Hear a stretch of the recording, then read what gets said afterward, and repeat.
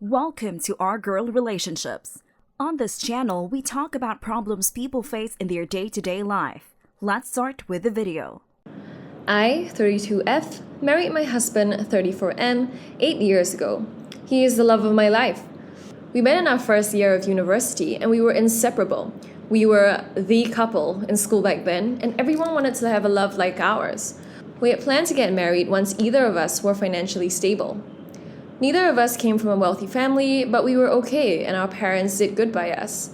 After university, I got an amazing job while he was still searching. We decided we loved each other enough and were ready to take the big step. It was so exciting for me because I imagined getting married too many times already. We got married and it was all good.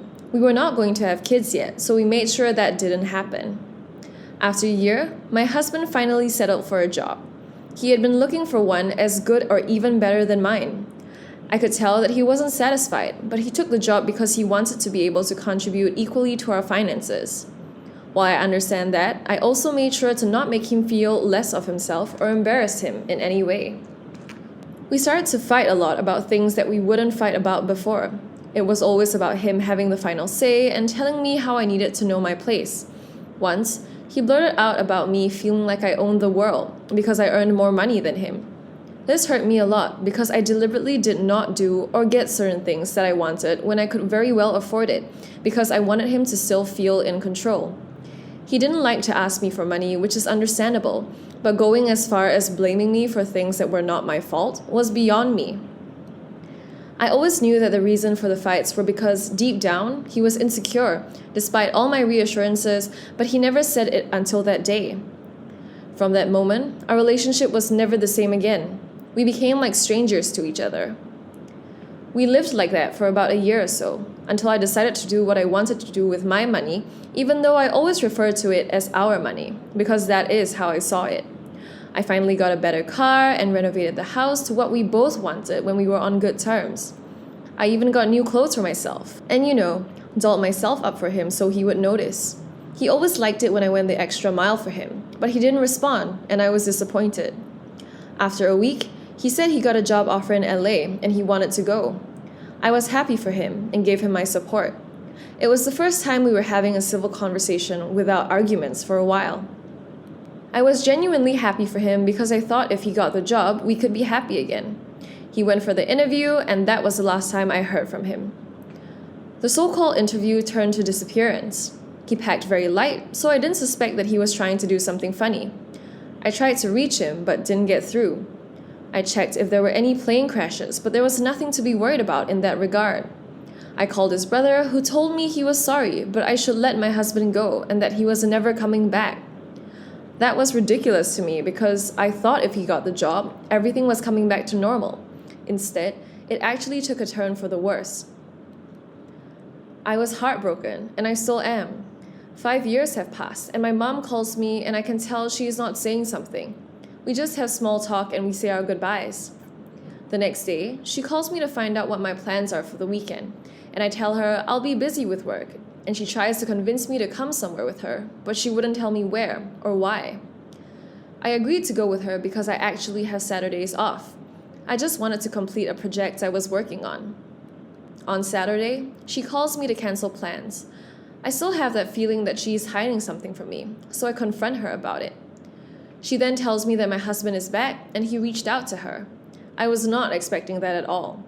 I was annoyed at her for trying to set me up with him without telling me first, after all he did to me. She told me that it was a wake-up call, and I needed to decide if I was going to stay married or get divorced so I could move on with my life. She said she thinks I should get back with him because she understands why he did what he did. Plus, he is super rich now, and I don't have to work a day in my life anymore. On Sunday morning, I receive a letter and I see it's from my husband. We didn't get a divorce because I couldn't bring myself to pursue it, and I didn't know where he was. Even though I knew that if I really wanted a divorce, not knowing where he was, it wouldn't have been a problem. I have mixed emotions about the letter. After 5 years, all he could do is send some stupid letter. My curiosity got the best of me, so later that evening, I read it. It was an apology. He said how stupid he was and how he regrets leaving me. He admitted that he was insecure and couldn't stand that I was the breadwinner of the family. He said he actually went for an interview and intended to come back, but he didn't get the job, and so he couldn't bring himself to face me. He asked if he could meet with me at a cafe near our house the next day. My mom calls, and she's so excited on the phone to ask when we are going out for a date. I'm confused at how she could care little about my emotional state and wants me to go out with him. She was more concerned about his wealth and said I could get back with him for that even if I didn't love him anymore, and that it would be a nice payback. I went for the meeting. I didn't know how much I missed him. He looked so good and seemed like he had been exercising. It took a lot to get my head in the game and not fall for him all over again. He explained what he said in the letter in more detail. He apologized for trying to put the blame on me by saying I was proud to be the breadwinner. He confessed that it made him even more insecure when I tried so hard not to make him feel bad. He hated himself for not being able to provide the way he wanted to. He told me that after he didn't get the job, he decided to stay in LA and make something for himself. He made a friend who helped him start his business. Now he is doing pretty amazing, so he thought it was time to get his family back. To me, it was the most selfish thing I had ever heard. How could he think he could just up and leave and decide to come back whenever he wanted, and we could just continue from where we stopped? I asked him about all the plans we made and how we decided to get married once one of us was financially stable. He probably thought he would be the one to be stable first, and it is not that. The fact that it was not was what ate at him. I walked out on him after giving a piece of my mind. I made sure he didn't see a single tear from me, though once I left him, I cried uncontrollably. My mom gave him my address. She told me to let it go and get back with him because he was now very wealthy, and she has always wanted me to enjoy my life and not have to work all the time. My mother has always been one to go for the money, so I wasn't surprised she was saying this. He came to my house and kept pleading and saying how it was the biggest mistake of his life, and now that he is wealthy, it doesn't mean so much to him because he isn't with his family. Frankly, I am not interested in his money or anything he has to offer me. I'm more irritated at the sight of him than anything else. It would be lovely to have my home back, but can I forgive him? It's not just about his insecurities, it's everything put together. How could he leave me for 5 years without an explanation? For the first few days, until I reached his brother overseas, I thought something happened to him, and I was so devastated. He betrayed me and lost my trust. I told him that there is nothing for him to come back to, and it would have been better off if he didn't come back because he wasted his time. We could possibly kick off from where we left off. Things have changed, and I was no longer in love with him. That was a big lie. He asked if we could be friends or at least try to see if we could get along and see what happens from there. I refused and asked him to leave my house and to not contact me again. Let's hope he listens. He wouldn't stop trying to get us back together, and my mother, who is supposed to be on my side, is enabling him. This is where I wish I had started dating again, and maybe I would have a boyfriend now, or even another husband, so he wouldn't think that he had a chance. Truth is, I couldn't bring myself to date, talk more about marrying someone else. I secretly wish he came back. He has been really sweet, doing the most to apologize. I would give it a try just to see if he has changed and if anything could still happen between us. I'm doing this for myself, so I don't wonder about what could have been for the rest of my life, because I know that in every marriage there would be issues and big hurdles that the couple has to conquer. He was so excited when I agreed to go on a date for the first time since he came back. I had a good time, but I'm still being very careful because I would not hand over my heart to him to shatter again. I really hope I made the right decision and don't regret this. Your husband is a certified a-hole, and you probably are too, for accepting him back, because I'm pretty sure he would break your heart again, and when he does, I hope you can cope. I would never accept him back if it were me. In fact, I would have gotten a divorce once I realized he was still alive and he chose to leave. But since he is back and is now rich, I support your mom for asking you to get back with him for the money. At least he can get a taste of his own medicine. I would expect your mom to be on your side, but the woman just cares about the money. Well, enjoy your life and make sure you spend his money well and without reservations. Here's the next story. I have an awful relationship with my mother-in-law. It is very close to being unsalvageable, but she agreed to try one more time and it means a lot to my husband, so here we go. Recently, we invited my mother-in-law to meet our 2-year-old son. We decided the best way to do this would be to make it a little weekend trip, to make it more fun and less pressure. My family has a beach house, so we went there. My mother-in-law lives about a 3-hour drive, but had been on a trip and flew in internationally, and was missing a suitcase because her daughter took it by mistake, so she didn't really have clothes, just a huge ton of bathing suits and some pajamas.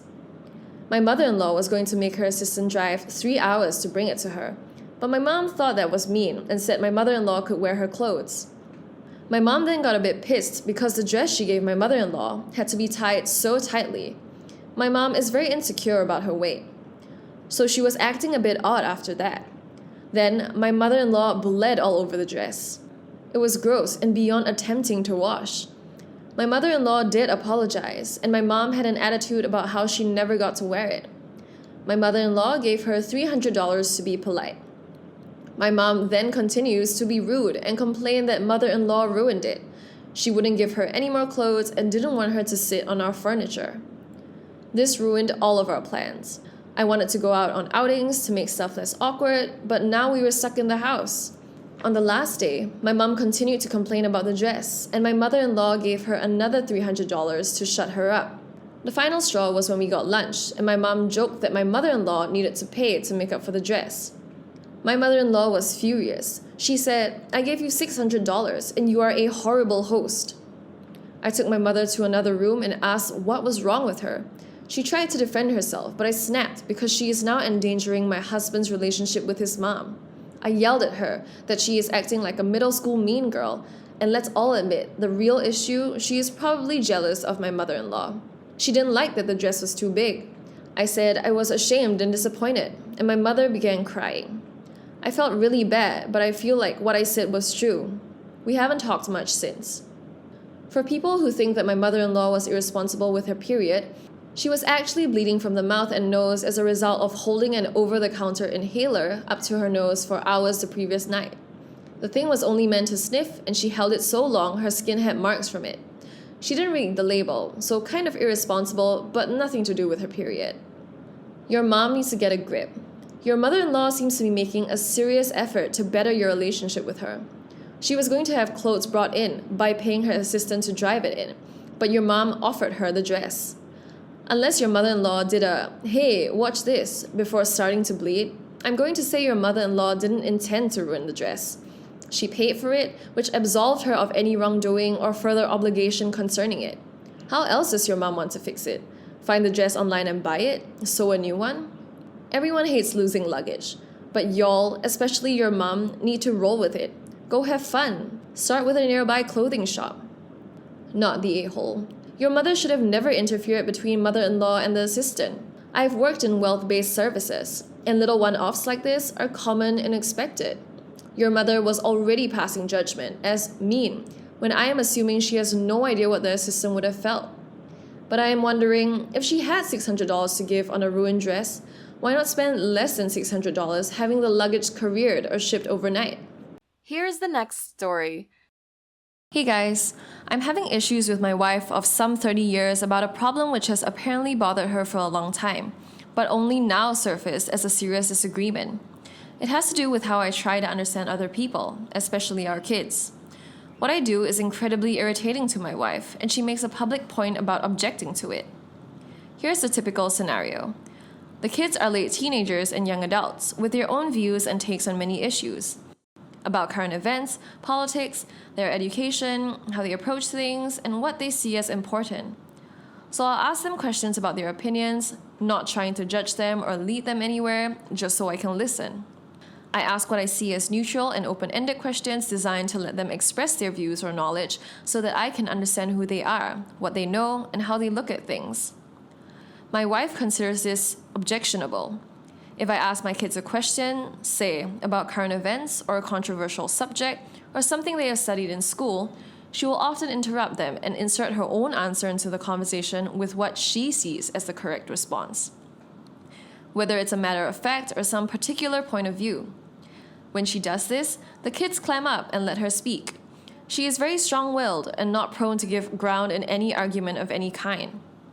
I've been through this for years, so I just wait, then repeat the question for the kids, or ask my wife to let them answer for themselves. This sets her off. From her point of view, she says I am being condescending and manipulative by asking the kids questions that have answers that she thinks are obvious or that I already know. In truth, when I ask the kids about something they are studying in school, I often do know the customary answer, in science or in history and so on. But what I am interested in isn't the correct answer. I'm trying to find out what my kids think is the correct answer, what they know or what their opinion is. I'm not looking for agreement or in an argument. I'm looking to understand my kids better by knowing what they think about things. I'm trying to describe this as I see it without coloring the disagreement with my own personal take on things. But it's become a serious issue between me and my wife. I can't talk to my kids without my wife interrupting to tell us what the correct point of view must be, and to criticize me for trying to get my kids to open up about their own thoughts and points of view. In a separate conversation, she doesn't see any opinion on this matter except her own as valid, and views any disagreement from me as vindictive and hostile. I honestly don't know whether what I do is socially unacceptable or not. I think I'm being reasonable, but I need to hear other points of view. Am I the a-hole here? Honestly, I would kill to have a dad like you. Someone who was interested in my thoughts, what I was doing, how I formed opinions. I'm actually feeling jealousy over someone's kids that I don't know. Don't let your wife take this away from you. Show her my post if she's aware you are posting here. Or tell her that your kids find it invaluable that you are getting to know them as adults. So many of us aren't this lucky. Not the a-hole. Your wife is controlling and thinks she needs to speak for other people and that they need to have her opinion as theirs. Tell her once to kindly let your kids speak for themselves and for her to stop answering for them. The next time it happens, just tell her to shut up. Not the a-hole. She is being manipulative by forcing her opinions on the kids. You are doing healthy parenting by giving your kids the space to form their own opinions about things. As late teenagers and adults, this is extremely essential.